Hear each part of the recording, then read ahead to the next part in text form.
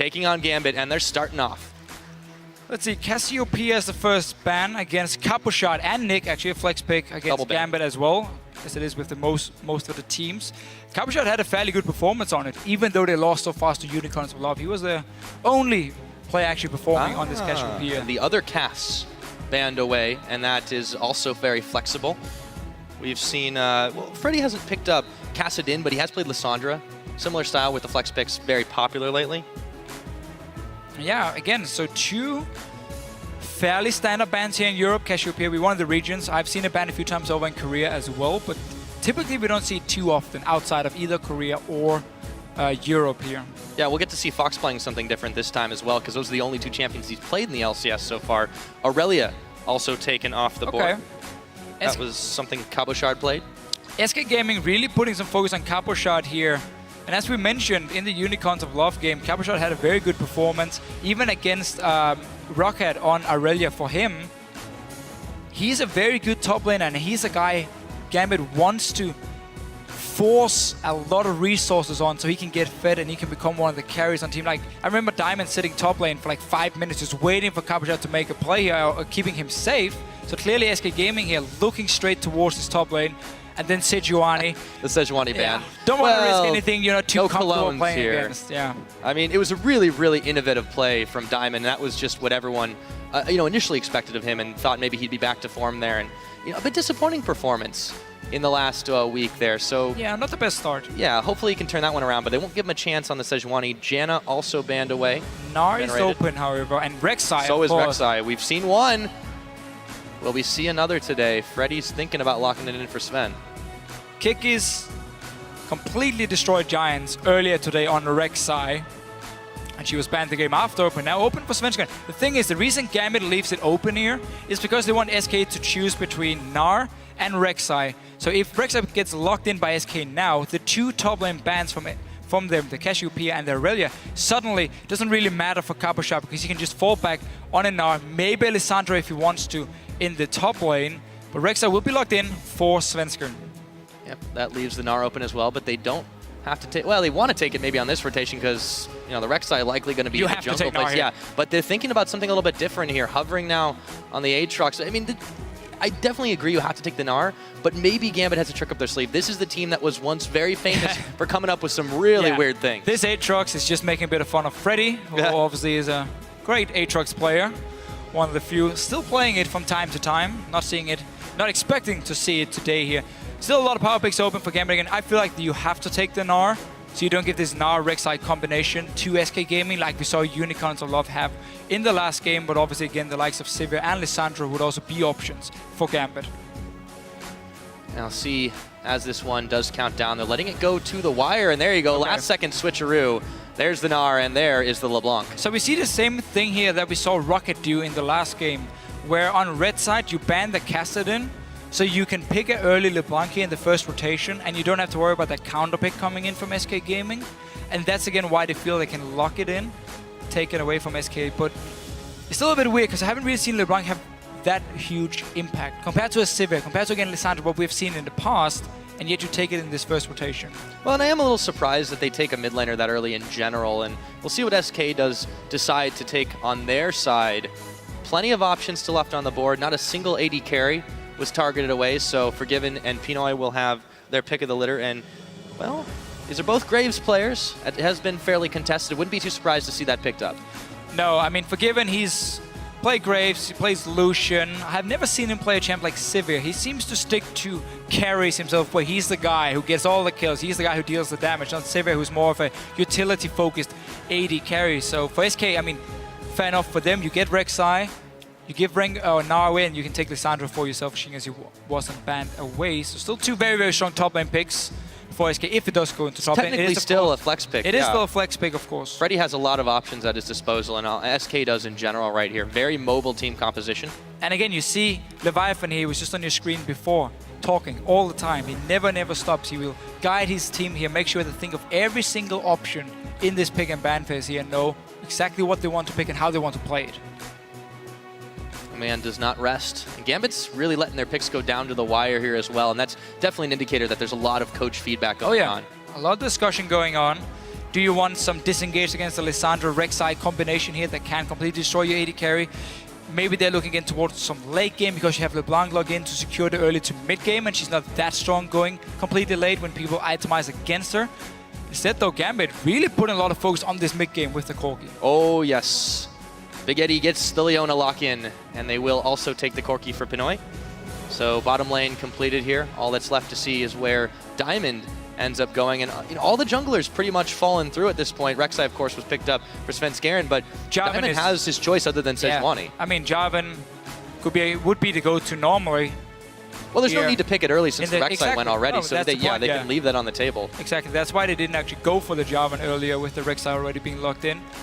And what Gambit is doing here is, instead of saying, we're going to wait for you to engage on us with Lissandra Rek'Sai, we're going to take Leona ourselves and have a very, very strong mid-game through LeBlanc and the Corki, and we're going to force fights on you, because if you manage to lock down that Lissandra so she can't dive your backline, suddenly she just have to ulti herself, and she won't be as useful as we normally see when she gets the flank around on your AD carry.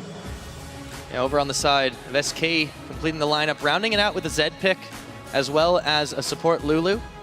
Very, very flexible, talking about how many places that Lulu can go, but there's really only one left, so that'll be N-Rated's pickup for now. And Gambit thinking about, I would really be surprised with Jarvan in the rotation for this to go through. It's kind of the obvious choice. A lot of in-out as opposed to just one direction. Yeah, so if they do decide to log in Vi, this is simply to target out Forgiven in these team fights here. Go straight for the AD carry, Leona and Vi, to stun him, and then LeBlanc and Nard jumping in towards him, try and kill him, because Forgiven is a guy who demands a lot of respect. He is the guy who wants to carry these team fights. You know he can play aggressive, so having a Vi with this point-and-click ulti onto him could be an option, but... There's the switch. Yeah. Again, picking him into, like, again, the likes of a Lulu makes it very hard for Vi actually to really lock down his target and then kill them in time through the wild growth. So I like Jarvan more for Gambit. Yeah, it works a lot better just in most of these team compositions. It's one of the reasons Jarvan has just been pretty much a must-pick in a lot of situations, unless, of course, a Rek'Sai is left up. That's the second time is available, and it, of course, was picked up pretty quickly by SK. But with the comps rounded out, both the coaches, you can see them, really no emotion conveyed there. Not a lot to read in the way they're thinking. Except for Leviathan talking a lot more than Inner Flame. It's true. One of them is definitely making a little bit more noise than the other. But what SK Gaming decided to do here, they still have a very, very strong team fight come from their side, again, as we see close to every single game here in Europe. But the Zed is being picked into LeBlanc because this is actually a matchup Zed has the edge in, and also it will force LeBlanc often, if Zed gets an edge, to actually build an early arm guard here, delay her own early power spike a little bit, force into some defensive items, and then you can control her better. And also the Zed will be a pick that can outscale Gnar in terms of a split push. So if we do get a situation where SK Gaming gets far ahead, they're going to use Freddy and, of course, the Zed pick up in this 1-3-1, the Lissandra and Zed, to split push away. Yeah, I think that looking across the board at the way these two comps are set up, there's definitely a lot of potential for SK to chase down the kills, beat them down very early. Gambit had such a rough time in their Unicorns game to deal with that kind of aggression. They have to adapt here, but hey, we've seen the picks and bans, and we want to know what you have to say. Go ahead and tweet us at LL Esports using the hashtag SKWin or GMBWin, and we'll check out the results in the game. But with that all said and done, looks like we're about to load up into this one. Who do you want to throw any predictions out there? I prefer not, but no, okay. I really do like, again, the comp from SK Gaming here, and I want to see if Gambit then can use their mid-game spike and their aggressive engage to actually shut down SK. We'll see if they're able to pull that one off. Coming out on the rift here, Svenskeren rocking a turn on Rek'Sai as they all load up. Right? Yeah, that's a pretty good skin too. Welcome to they make their way towards the middle, but safe start around. They're all fanning out and pretty much looking to take a pretty typical line of scrimmage position, but Diamond might run into Svenskeren, throws the flag down. Yeah, I would expect to see Gambit look for a lane swap. Corki Leona into a Graves Lulu is not exactly the easiest lane to play.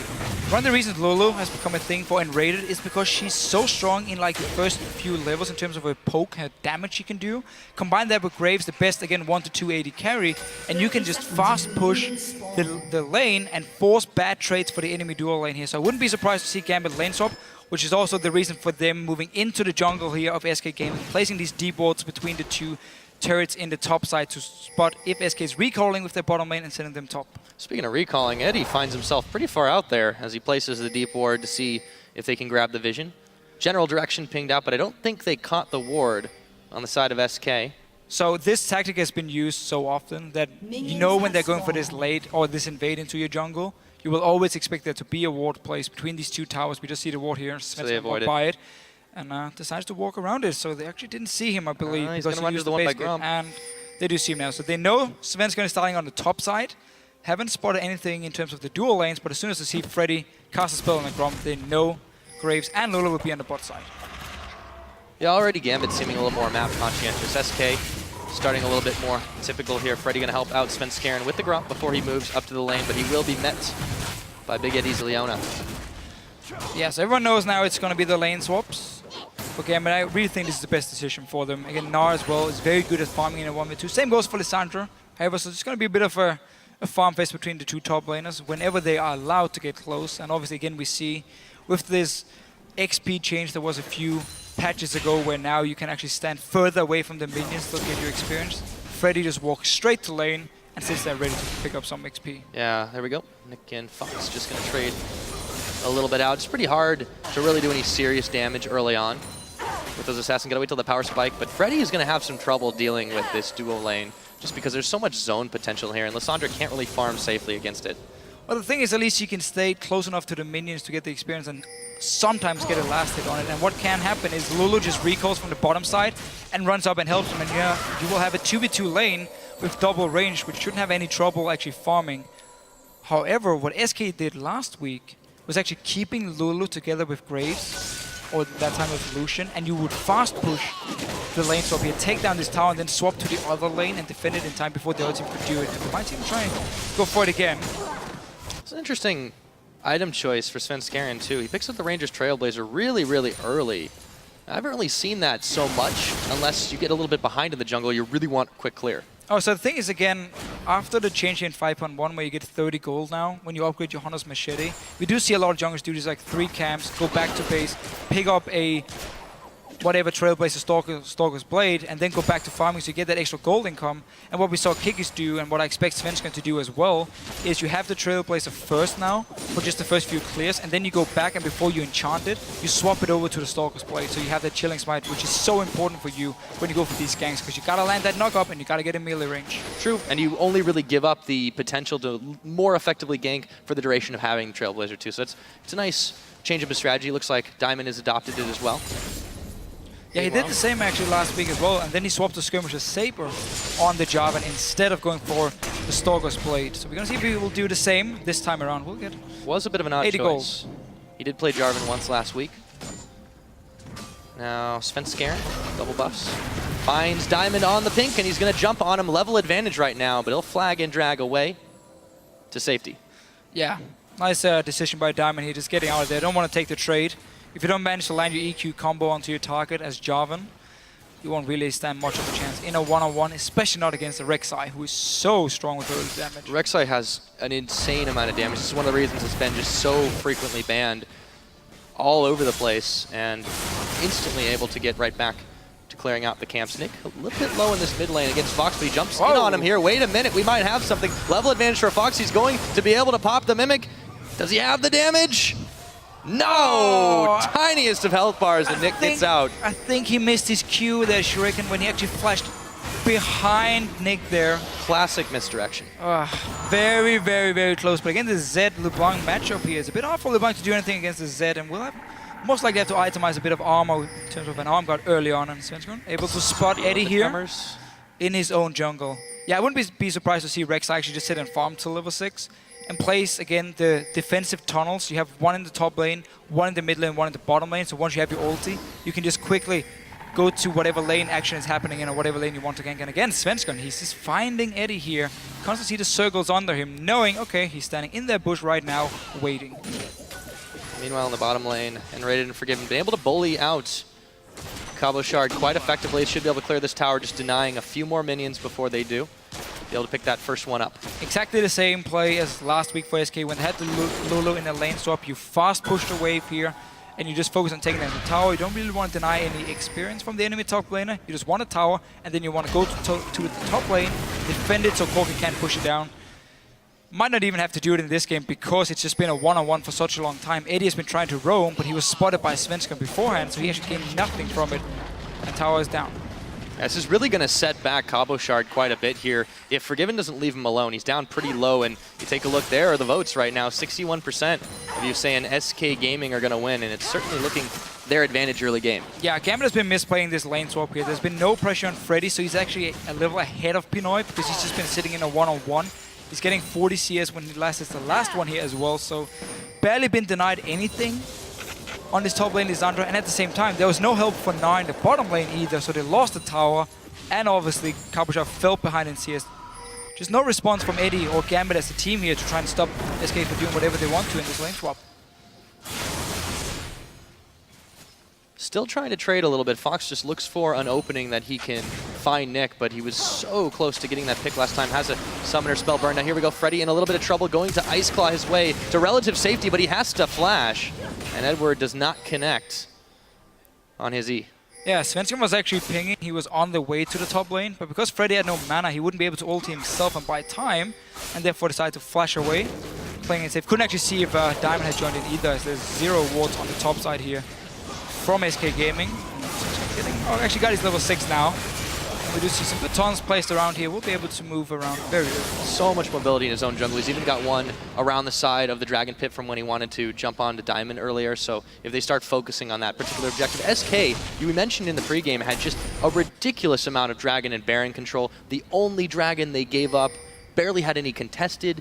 The only one they gave up was to get a Baron anyways, and they definitely have been able to do that with a serious lack of vision in a lot of these games too. Now Fox in a little bit of trouble himself, half health, but he's under tower, and Nick is not going to go any further.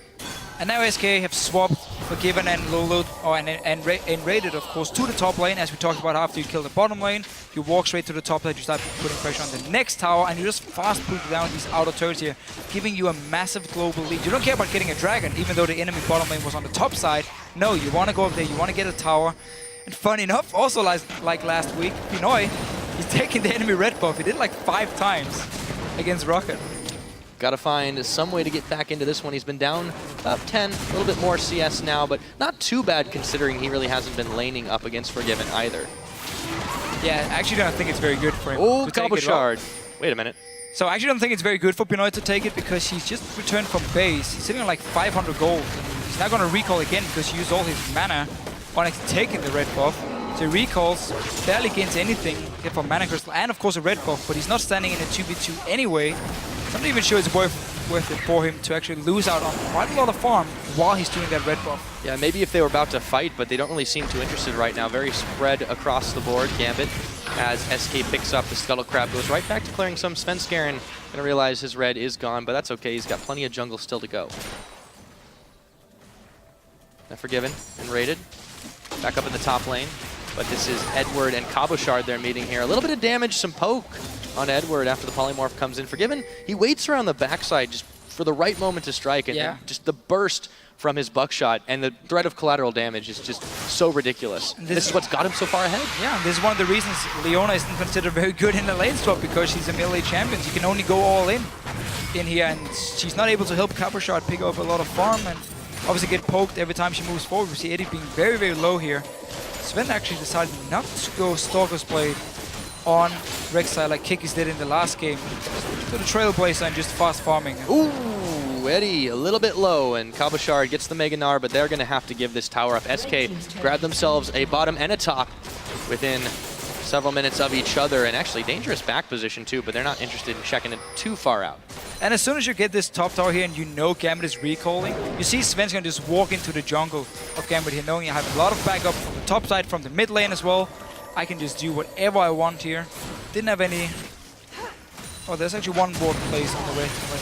You don't need too many wards. No, you've got Svenskeren all over the map. Perfectly fine. All of SK too.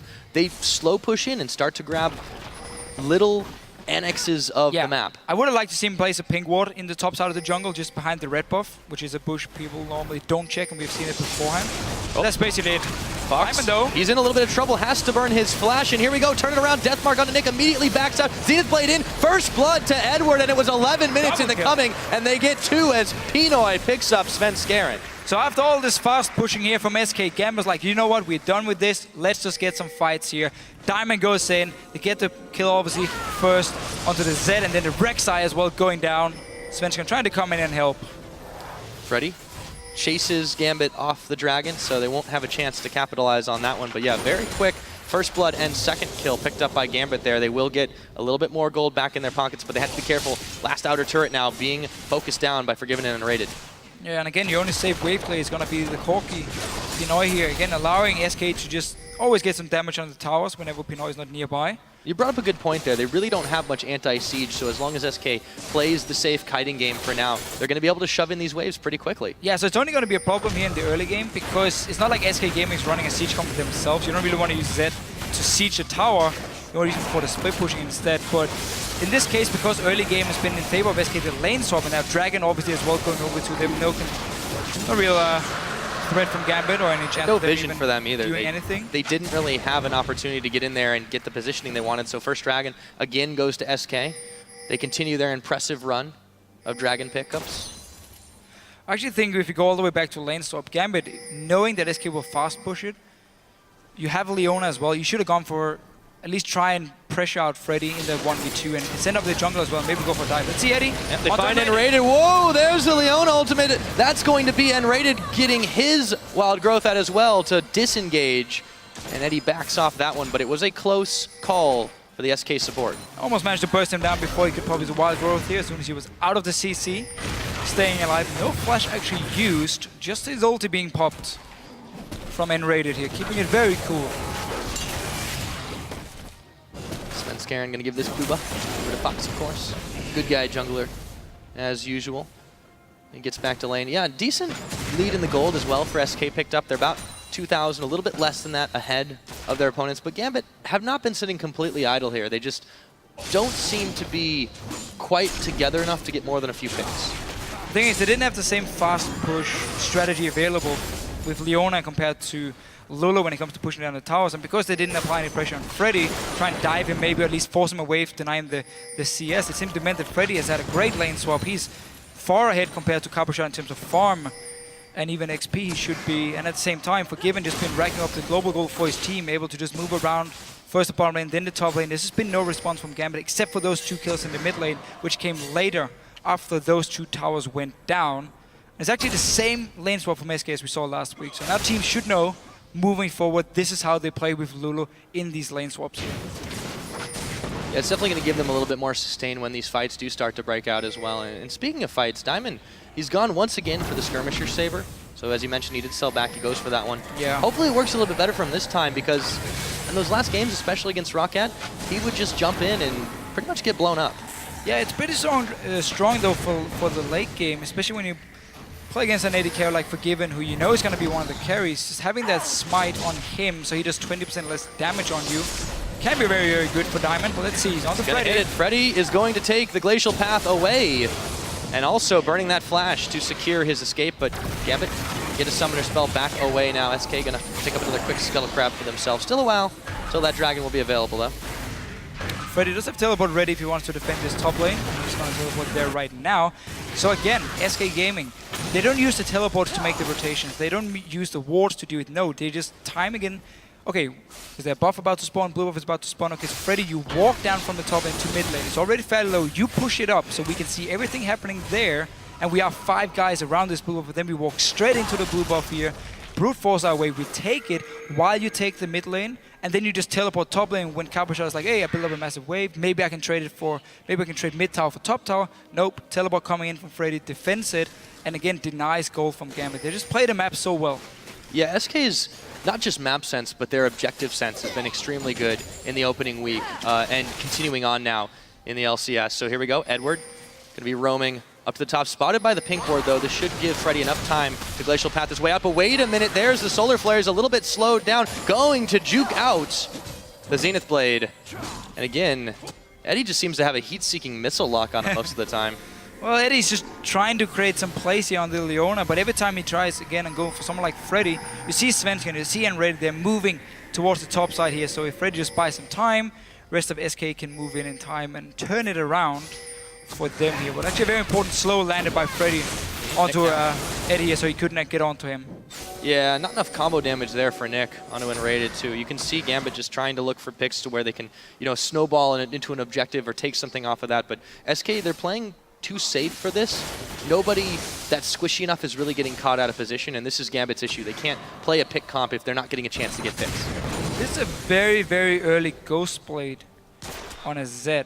Normally you always see Blade of the Ruin King being completed first, and you add in like a Brutalizer on the way, but he's actually gone for the Brutalizer and then upgraded to Ghost Blade. I think actually it might be just to have more presence in a potential team fight if he gets onto the likes of Pinoy. And now Edward. They found Edward there, and there's a lot of damage versus him. Deathmark goes in. Fox says, I want that kill, and he should be able to get it. Yes, he does now. Teleport coming in for Cabo Shard, and SK in full retreat. Fox barely making it out alive, not going to even mess around. He takes the flash over the wall, and Rated, though, is still a little bit far behind. They might be able to catch him. Forgiven is here. Can he push them away? Wait a minute. That's a lot of damage gonna force everybody back from Gambit, but Cabo Shard sticks around too long, and then Rated takes him down. And Freddy wasn't even there. Like, he's running from the mid lane right now, but this Lulu support pick for Rated as well. Every time there's a fight, he managed to land the slow and just kite around, and in the end here, they could turn it around, pick up 2 kills for SK. They started the whole thing, then ended up being chased by 5 guys from Gambit, and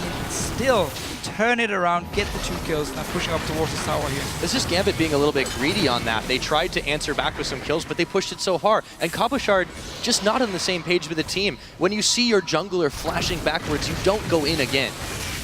No, that's very true, but for Gambit, I mean, they just want to try and make some plays. They know they're losing on global gold. They know, again, the combo from SK Gaming will be harder and harder for them to deal with. Remember, Gambit is running with a very strong mid game through Corki and LeBlanc here. So they really want to try and use it to create some picks, but every time they try, SK managed to disengage away from them and take something else. I mean, Dragon spawning now. Cabo Shard is sitting top lane with no teleport, so he wants to try and trade it for the tower up here. And the rest of Gambit then should be very careful and not actually walk down here if there are only 4 guys, not 5, of course. Yeah, Edward's going to go ahead and try to get a little bit of vision on this one, but they see everything. Svenskeren on that Rek'Sai, able to sense the movement in the ground. And the Dragon now being started up. They have the Scuttle Crab Shrine.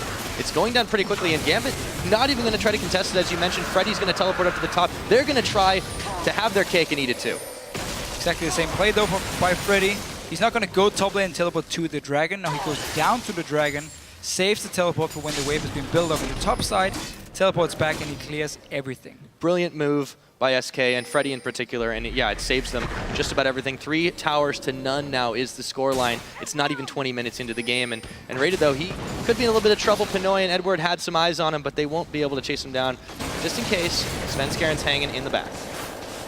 I'm trying to set up again. The tower is still here, so Gambit don't really want to just dive 2v2. You see Enray trying to bait it here. He wants Eddie to go onto him here, or engage onto him. You just see the little shark fin.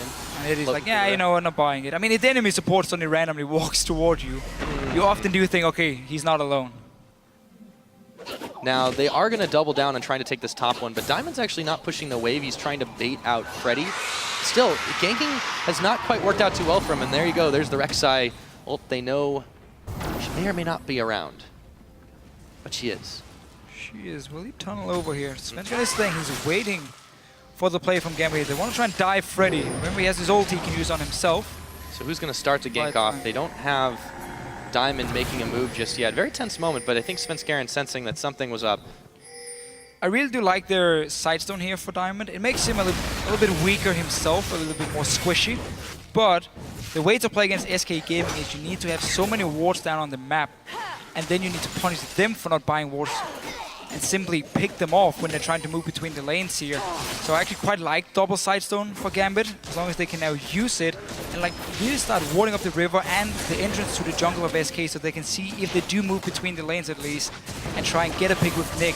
With, of course, Eddie, who's tried so many times, but he's been spotted every time. Yeah, as you mentioned, it's definitely a great idea in theory, but Gambit is just not living up to it in practice. So they need to step up the way that they're trying to get these picks.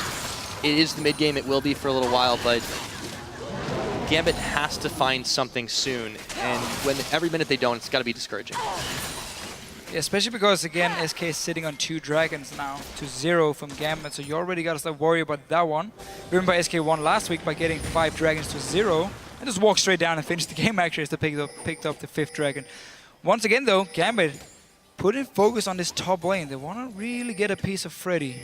Yeah, Diamond, though, spent a lot more time hanging in brushes than really doing much of anything. So they're actually going to hang across the board now, looking for Svenskeren and Rated. are going to back away. There's actually quite a collapse around the Baron side. I don't really think anybody would be attempting to do that quite so early.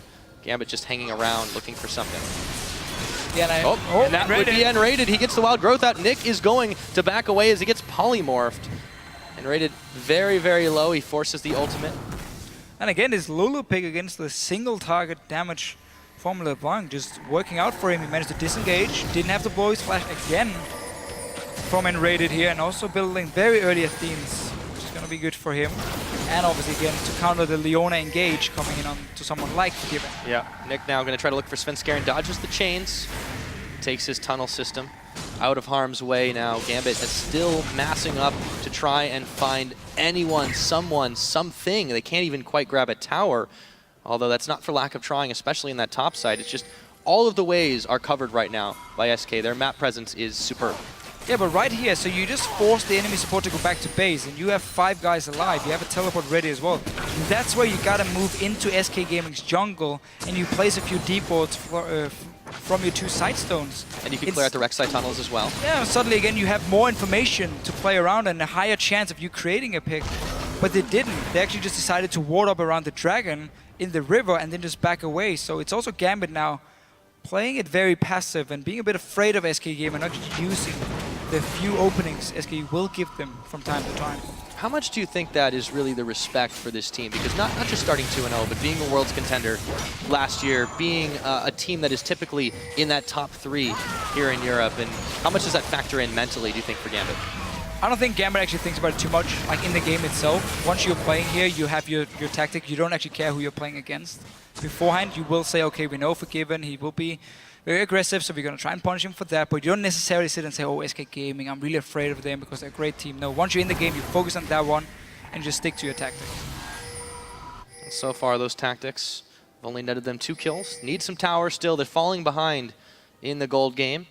About 5,000 down to SK Gaming. Dragon is coming up in another minute. We might see this Farm Fest kind of turned into a little bit of a bloodbath if everyone starts moving that way.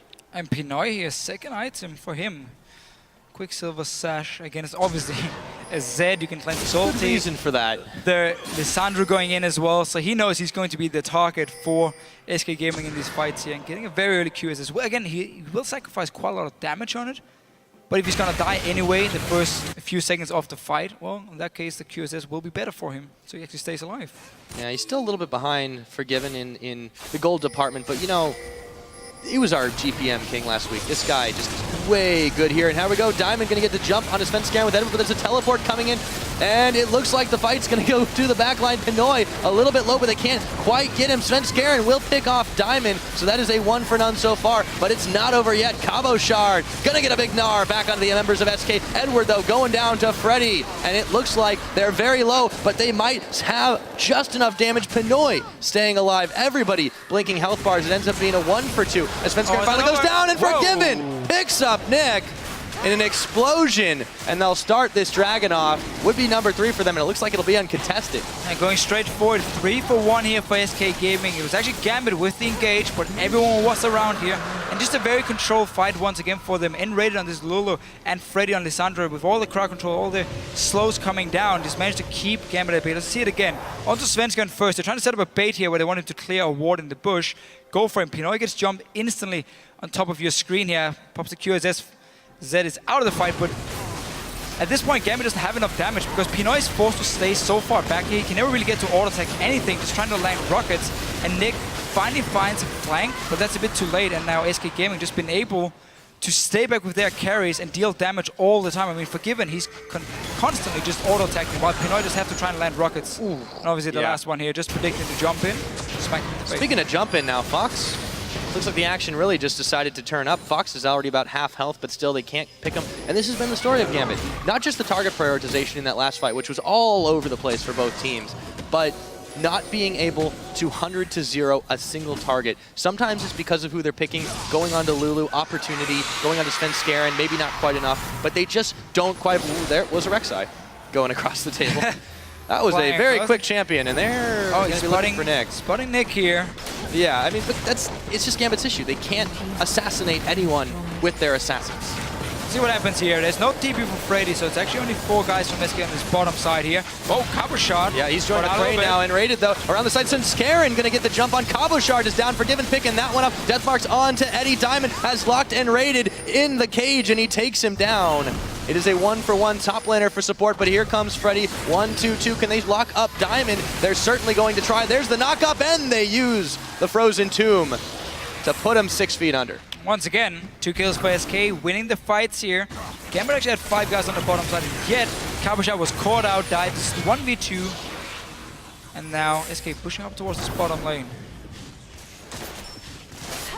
Should be able to take out this tower quite easily. Decent bit of a minion wave at their backs. 4-1 in towers right now, and they still have those 3 dragons, so the movement speed coming into play here over Gambit, who just are not having enough in the tank when they start these fights.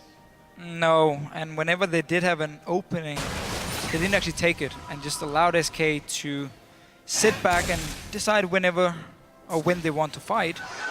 It's always been in favor of SK in this game here. DFG for Nick is not gone yet. He in 5.1.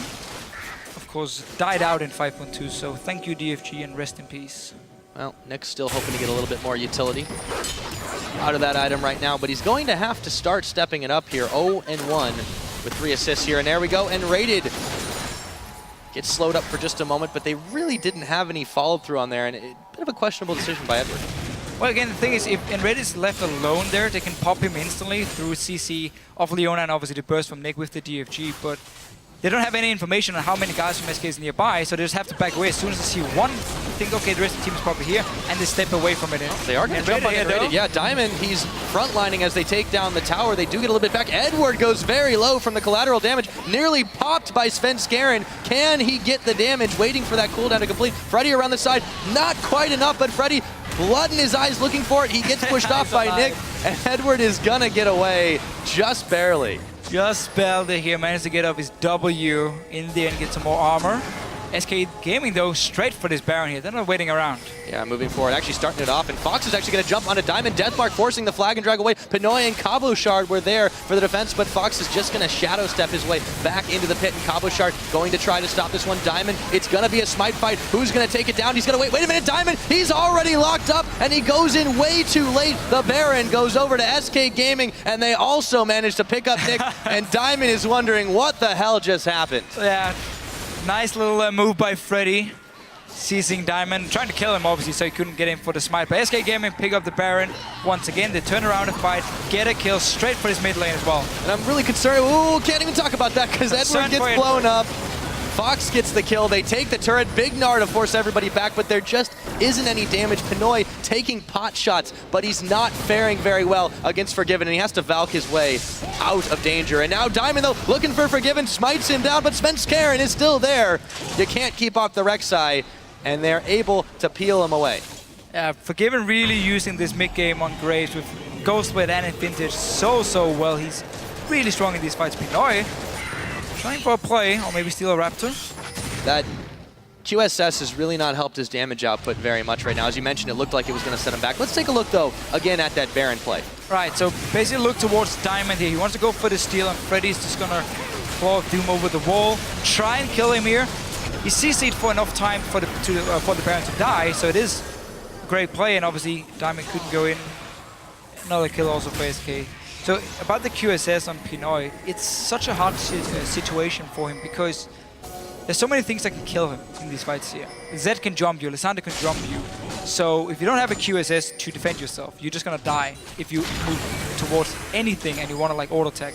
However, it does make you lose so much damage in the mid game where you're supposed to be the strongest. It's not really become a priority target anymore, that's the thing. Well, he's just zoned away. There's so much zone control from SK with, again, Lysandre, Zed, obviously, even the Lulu.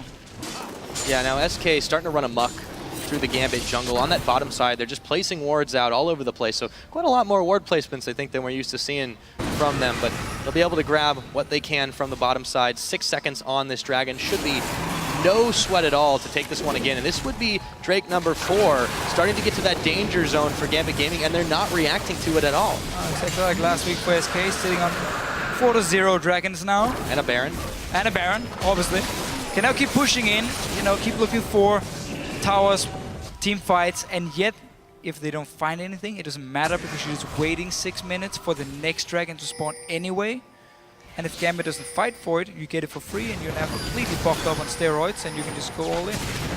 They're certainly going to start this siege right on up. Big minions there. Nick waiting around the side, but Sven Skaren is covering the way, sending out the Prey Seekers just to ward off any other members of Gambit. It's actually looking like SK is going to walk back. Maybe they're fainting for this one. Kanoy wants to check out and clear a few wards, so they'll give it to him. So the reason SK backs away here is because mid lane isn't pushing for them and the top lane had to be set up by Freddy as well. So you had no pressure in the other lanes and Gambit could just put 5 guys in the bottom lane defending. Now SK decides to back in, push up both mid lane and the top lane for them and instantly into the enemy jungle here. You know Freddy's nearby, so you are 5 players. Get down a few deep wards. Normally, if you had it. Now, Sven Skaren, not a lot of kills in this game on Rek'Sai. The last Rek'Sai performance was definitely very much the opposite, but he's been extremely heavy on the utility for his team here. And 100% kill participation. Full tank, yeah, he's got a hand in every one of those kills. He has one of them himself. They're able to just take down these turrets so quickly. They don't even need Fox to split push because they can just muscle their way in. And he's giving so much information to his team by just spotting where Gambit is going. Every time he's on the ground and he sees them nearby, you can see the small circles and you know, okay, Gambit want to try and flank us, or at least one guy is roaming here. He actually stopped Eddie from getting a gank in the mid lane way back in the early game when we had the lane swap because he just followed him through down the river. And obviously, nothing happened.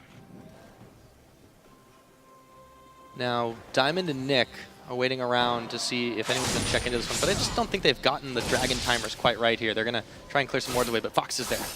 They're hoping to set up a pick. That's why Nick is just sitting in random bushes around here, hoping for someone to face check him so he can blow them up. We might actually see the first loss for the Jarvan-Gnar combo. Oh, yeah. Which Gambit actually does have on their side. Just not been able to use it, and none of them has been tanky enough because they fell so far behind in Global Gold early to really set up any fights and Gambit just, they've been playing too passive. I mean, they've tried to get a few kills here and there, but they haven't like used deep wards to trap SK Gaming or gone all in for a certain place. It was just like, okay, try and land an ulti from Eddie. Ah, it missed. Okay, let's back away. Let's wait for the next thing to happen. Speaking of records that might be broken, well, one of them still standing strong right now. 3-0-5 is forgiven, and he's actually deathless in the LCS this season. So he had a combined 8-0-11 last week. Adding to that, very impressive score from him. And on this Graves, this game, it's been a little bit more about the entire team, but Forgiven really has stood out since his debut with SK. Yeah, he's actually building a Black Cleaver here on Graves, so go full armor penetration. Wants these spells to hurt as much as possible, and also knowing that he has to deal with the Jarvan and the Gnar in these fights, he will jump in his face. He's getting all the armor penetration. I haven't seen the Black Cleaver on a Graves in a very, very long time. Yeah, a bit of an interesting build coming out for him, but so far he's making it work.